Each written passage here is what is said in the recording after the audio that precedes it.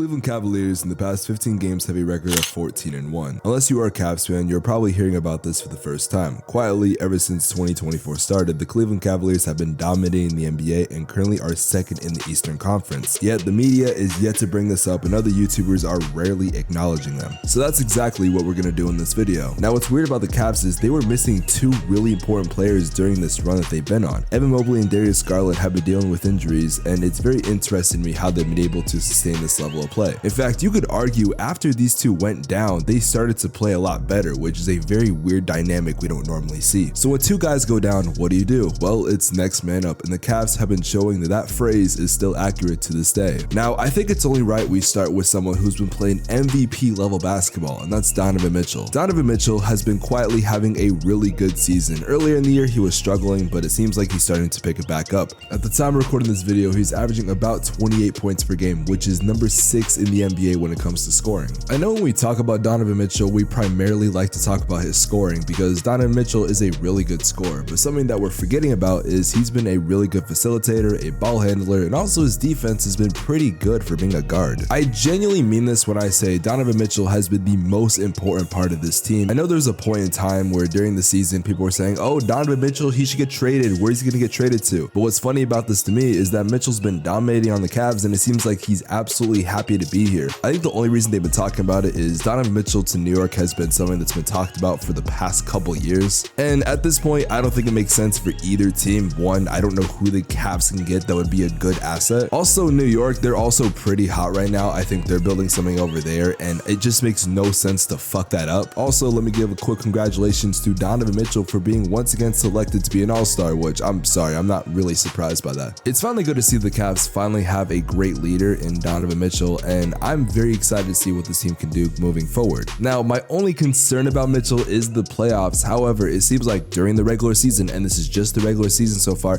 he's taken a lot of the criticism that he saw last year and he's trying to work on it. I know there's a lot that can happen from now in the playoffs, but if Mitchell keeps on playing at this type of pace and he doesn't drop in the playoffs, I do think the Cavs could do something very scary. But it's not just the Donovan Mitchell show. I mean, yes, this team has 4 all-star caliber players, but what's crazy is in my team videos, I usually talk about those 4 players and then I just kind of stop talking about the team. But what's weird about the Cavs is because they've been dealing with injuries, it's very hard for me to say, let me do a Darius Garland or an Evan Mobley segment. While Evan Mobley is now finally healthy, it just doesn't make sense to talk about him like that. I mean, we're not stupid. We all know Evan Mobley is a great defender. We know Darius Garland is a great point guard and they're very vital to this team's success. But honestly, I think it would be very disingenuous to not bring up other guys that have been dominating for this team. For example, role players like Sam Merrill and Isaac Okoro, they've been great shooters this year. I know Okoro is usually known as being a dominant defensive player, and while he's been that, he's been a great playmaker and a great shooter. This man Sam Merrill is a fucking sniper from 3, which makes sense if you ask me. Now you might be asking, while they didn't have Evan Mobley and Darius Garland, how are they able to do so well while missing their key players? Well, there's something very interesting that I've looked at with this team. A front court with Evan Mobley and Jarrett Allen on the defensive side is going to be a great thing to watch. I mean, these are 2 of the best shot blockers in the NBA, but the problem lies on the offensive side because their spacing is atrocious with these 2. And I mean, it's just a simple concept. Jarrett Allen's not that great of a shooter and nor is Evan Mobley, but I think you already know this. And when Mobley wasn't in the starting lineup, you had Dean Wade, who is actually a pretty solid shooter, shooting about 40% from 3. But here's the interesting thing. Evan Mobley has recently gotten healthy and he's now back to the starting lineup along with Darius Garland. And their offense looks to be just fine. It seems like there's been no issues. I don't expect Evan Mobley nor Jarrett Allen to wake up one day and decide, hey, I'm going to be a great 3-point shooter, but I do want to see how the dynamic of this works because I do believe that's one of the reasons why Cleveland was being held back. Because something I've said about this team before is that Cleveland is one of those teams that have so much talent and I don't understand why they're not consistently at the top of the East. Like, they have that number 1 option. They got some great defenders, they got great young players, they got great role players, but for some reason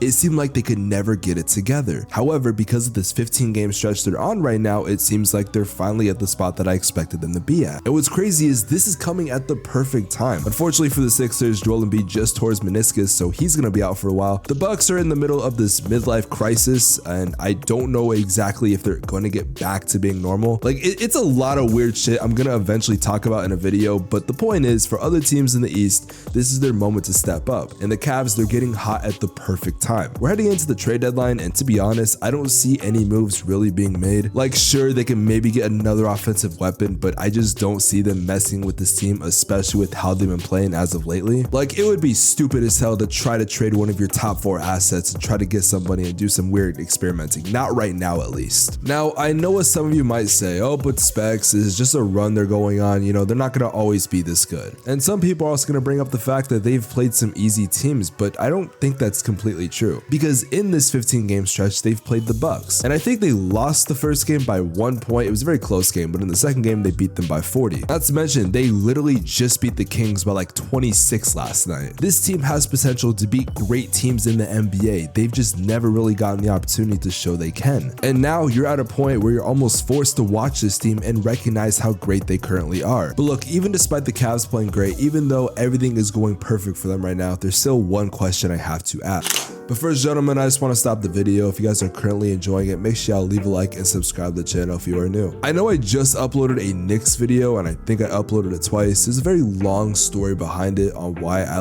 uploaded it, then deleted it, then privated it, but all you need to know is that that video is never coming back out. Also, if there are any specific topics you want me to talk about, man, put them in the comment section below. We got a couple months until the NBA playoffs are going to start, which is already so crazy because I feel like the season just started like a month ago. But yeah, gentlemen, let's get back to talking about the Cleveland Cavaliers. My question about this team is, are they going to be able to keep this level of play sustainable? Like I said, the playoffs are not that far away, man. We are getting closer and closer where a lot of these games are starting to matter more and more. We are damn near at the 50 game mark of the season, and while I said the Cavs were getting hot at the right time, which is still true, this is going to be a very interesting next couple weeks, because if the Cavs can continue to win, I expect them to stay right where they are at the standings, hell, maybe even go to the first seed. But we all know once the playoffs start, that shit does not matter. I mean, look at the Milwaukee Bucks last year. They were literally the #1 seed and lost to an 8 seed. In the regular season, it's cool to build up your identity, but when the playoffs start, you become a completely different team. And last year, the Cavaliers were very disappointing. I mean, Donovan Mitchell last year, man, that dude played like shit versus the New York Knicks. Now, I don't know who they're going to play right now. It's not even set in stone, man. Anything could happen. But the point I'm trying to make is if the Cavaliers can play the way they are right now, I don't know who can stop them in the Eastern Conference, let alone the NBA. I mean, they are the hottest team in basketball right now, and I need to see more out of them. I know I said this earlier in the video, but I find it so funny that absolutely nobody is talking about this team and how dominant they've been. It seems like a lot of these talk shows just have a few teams they want to talk about and they have them on a cycle, but that's not how we operate over here. We try to talk about as many teams as we possibly can, and the Cavaliers, well, they deserve to be fucking talked about. Like, I think I've legitimately seen like maybe 2 YouTubers make videos on them, which I think is fucking ridiculous. But yeah, I'm very happy for the Cavs, and all I'm gonna say is don't be surprised if this team ends up winning the Eastern Conference, because they're low-key playing better than the Celtics right now. Hey, I'm just saying, man.